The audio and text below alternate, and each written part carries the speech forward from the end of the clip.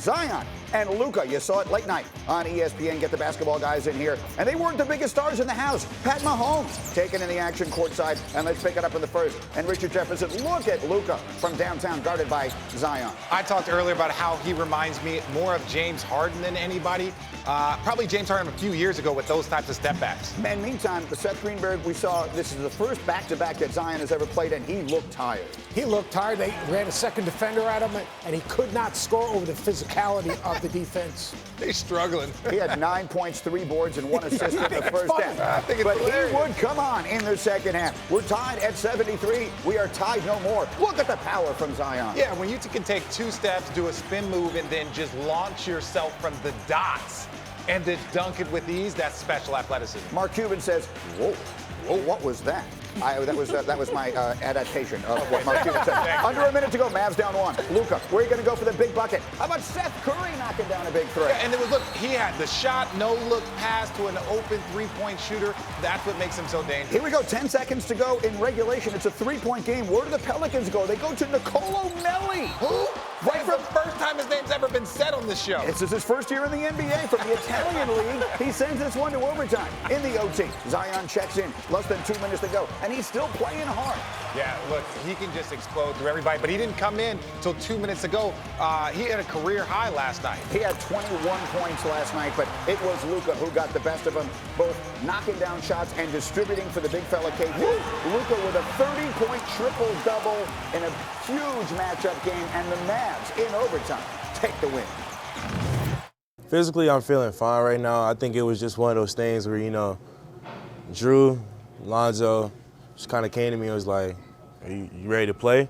Because if you saw me in the second quarter, I think, I just kind of turned around and looked at Lonzo like, all right, like, I'm awake now because, they just came to me and said, like, it's time for you to wake up.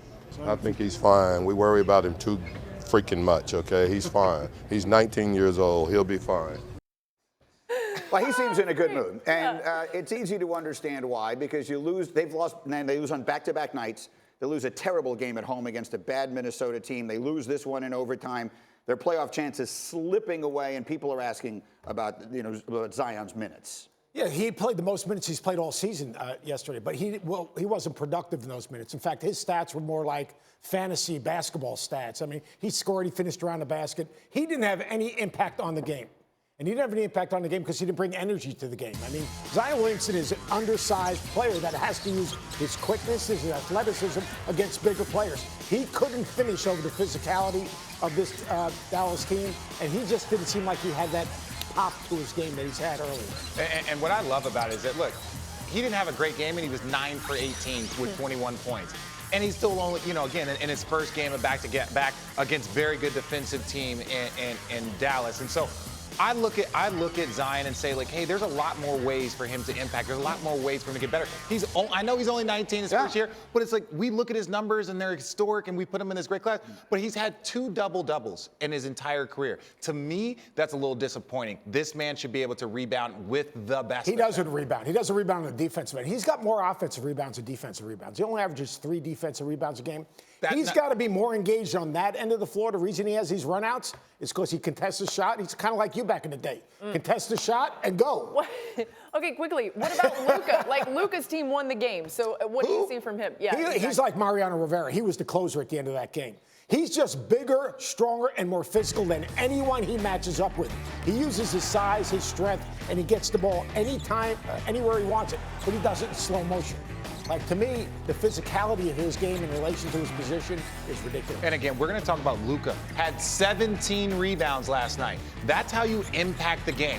Game-winning assists, all of these extra plays and moves. You can't have that type of athleticism that Zion has and gives me 2 double-doubles when Luka can go out there and give you a triple-double. Yeah, Zion is the star, but Luka was the story of the night.